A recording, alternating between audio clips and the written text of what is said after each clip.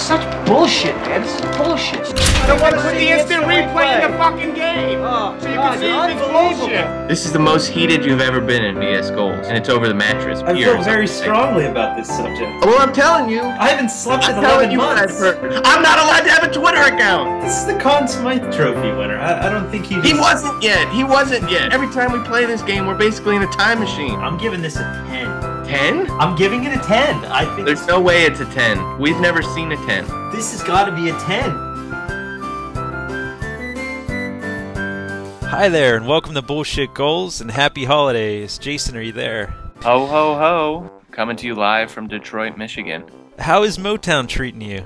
It's cold, as you would expect. Other than that, it's pretty standard. Just hitting Tim Hortons after Tim Hortons up. Ugh. Taking full advantage of the Timbits while I'm here. Have you had a chance to visit Cheli's and get yourself some good chili? I have not. We had it on the potential itinerary to go over to Cheli's for the chili, but instead I just been trying to drive around different neighborhoods around suburban Michigan, asking if anybody knows where Henrik Zetterberg lives. If I could maybe hang out with him, since I'm apparently his biggest fan. Oh, that's right. You're a closet Swede. Dude, that guy's good, and that beard and that contract. The fact that he signed for like 50 years. Yeah, he's gonna be the next Chelios in Detroit. He's gonna be what, like 57 and still holding on.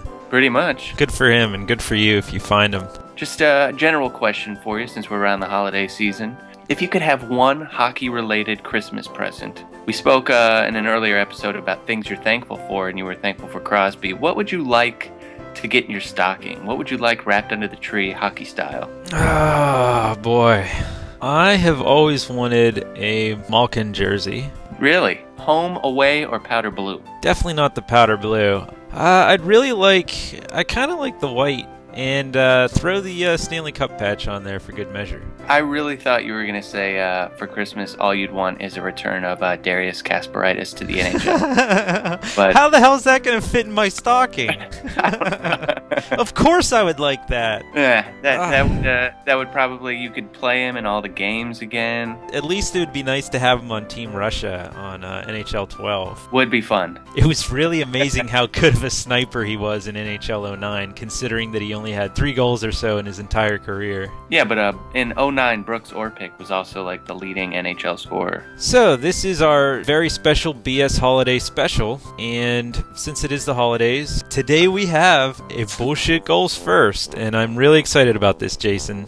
Are you? Yes, as I'm you should be. excited too. I'm That's sorry, good. everybody. Matt just on a sidebar just told me I was not bringing the energy today, so I'm gonna try to go over the top right now. As you should. So we are very excited to bring our viewers a first in BS Goals history. Today we are doing a real life BS goal, and of course, believe it or not, it's from the country of Sweden.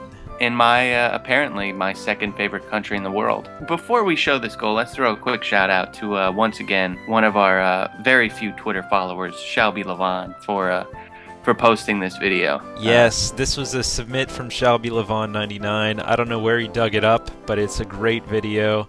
And it looks like they may not get a lot of fans in this league. Perhaps they're all at IKEA. I like how the, there's just this random fucking, billboard that just says tools on it behind the net. That's right. That's what they call the audience there. Tools. Yeah. Crowd. Tools. No wonder how The fans of this team call them tools. No wonder it's half empty, this arena.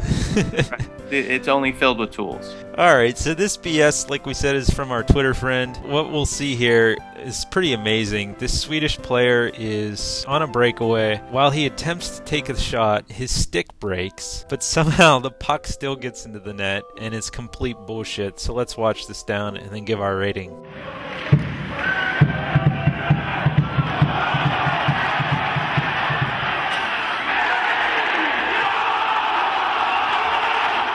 I've seen a lot of bullshit in the NHL games. I've actually never seen a goal like this in the video game.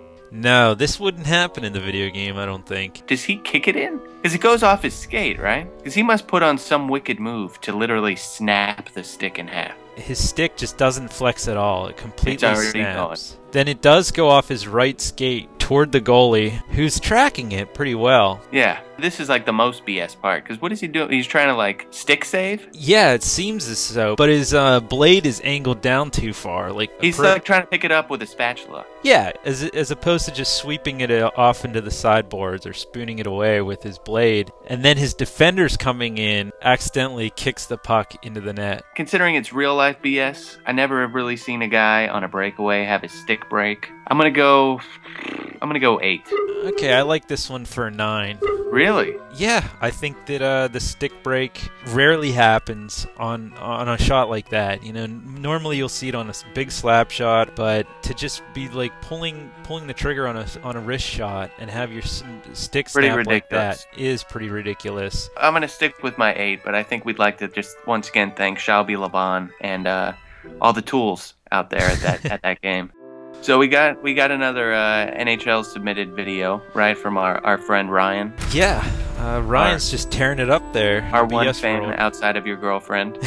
This is true. I can't even say my wife because she's never seen an episode. I still can't believe that. Yeah. Where's the support? Doesn't exist in our household. You gotta do something about that, dude. Again, this is what happens when you get married.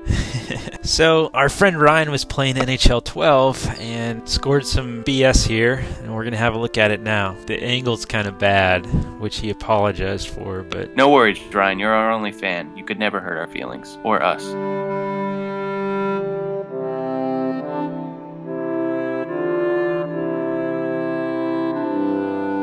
So the player's attempting to shoot the puck or pass it or just grab it with his stick, but the puck's not moving. It's almost as though it's wedged underneath the cage here until he comes up and kicks it with his skate. And you see here, as he kicks it with the skate, the puck goes underneath the net, underneath the goal, out through the back of the goal, into the blue paint, into the crease, where the goalie's already down, trying to save this puck or doesn't know what the hell's going on. And then the player comes around the front of the cage. The goalie's attempting to make an ass save, but you'll see the stick come in here, right there, behind the goaltender, and knock the puck back into the cage before the goalie can sweep it out. You know what? I'm almost tempted to just say a 10 right now. Really? Because I won't say it, because as we know, a 10 does not exist. But I'm going to have to go 9.5. 9.5. Okay, well... Only because this is another physically impossible thing, right? I mean, there's no gap between the bottom of the net and the ice, right? No, but even if there were, even if the puck somehow got stuck, like wedged in there, just enough that it would get stuck, which it seems that it is. I imagine if this happened in real life, the refs would whistle it dead right there. You would think, right? But you would hope, and if not, it would have to go up to the war room, and Toronto would definitely disallow it. What if somehow there was a gap in the netting, right? And you shot a puck from behind the net and it went through that hole and did this same thing? What would happen there? I still think that they would have to review it and disallow it because... I mean, the referees are supposed to inspect the netting before every period and make sure that that doesn't happen. But if it were to happen, it would have to be illegal. So you're saying 10? Well, I would say a 10, but I know I'm going to get chastised by you for it. So if there's an actual 10, essentially the show is over. So basically what you're saying is that our entire motive for doing this show is to find the perfect 10. The perfect 10. It's our holy grail. And if we've actually found the perfect 10, and we're only in like episode 11 of this podcast, I'm going to have to manufacture my scores to ensure that we don't find that perfect 10. I have no integrity. Well, we don't want you doing that, of course. Yeah. I guess then I'm just going to have to go with the 9.5 as well. It's definitely a computer glitch BS. I'm going 9.5.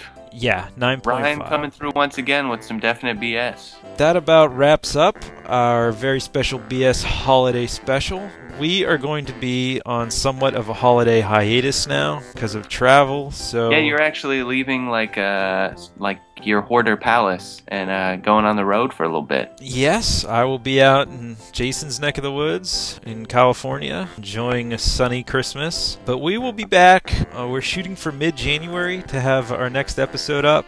So please check back then. And if you follow us on Twitter, of course, course, we always post when we have new episodes on our Twitter account, so in case something comes up earlier, you'll definitely know in time, or you can simply subscribe to us via email on the left side of our blog, and that way every time we post something, you'll be emailed immediately. And finally, you should take this opportunity to go through our archives all the way back to good old episode 1 and catch up on some old BS during this hiatus. And since we're going to be gone for a while, can I make a couple predictions between our last sort of live recorded episode and our next one, NHL related?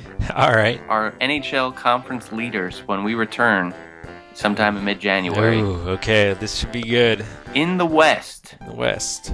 I'm going to go with my San Jose Sharks to lead the conference. In the East, New York Rangers. I don't like them. I just think they're going to be leading the conference. They're playing well. All right, I'm going to go with, in the West, is going to be Detroit. I knew you were going to say it. You secretly love Chris Chelios and anything that he's touched. I just want to go to Chelly's and try You his probably fucking have a chili. jersey from that that minor league team that he played on in Atlanta or something. The Wolves? Played Yeah, for the isn't that where he Chicago played? Wolves? I think he still plays for him. He doesn't play anymore. Yes, he does. He plays in the AHL. The fucking He guy doesn't. will not leave. He hasn't played for like 2 years. Listen, just let me think he's playing somewhere, okay? Fine. He's playing with Darius Kasparaitis. So it's Red Wings and who? I'm going to go Red Wings and Flyers. Even though they get crappy goaltending. Who do you want me to say? The Panthers? All right, so the Red Wings and the Panthers. I figure. You know what? No. Listen to this. How about this? The Oilers and the Panthers. That's who I'm going with. Those are my two picks. I'm gonna say right now, Oilers don't even make the playoffs. That's fine, but they're going to be top of the Western Conference in January 15th. So they're gonna go top of the Western Conference, and between January and 14th like place. March, drop out of the playoff race. Absolutely. I believe that. You know what? I wish you had taken this seriously. I'm sorry. I just can't. Thanks again to Shelby Levon99 and our good friend Ryan, and just wanted to tell everyone happy holidays and see you next year.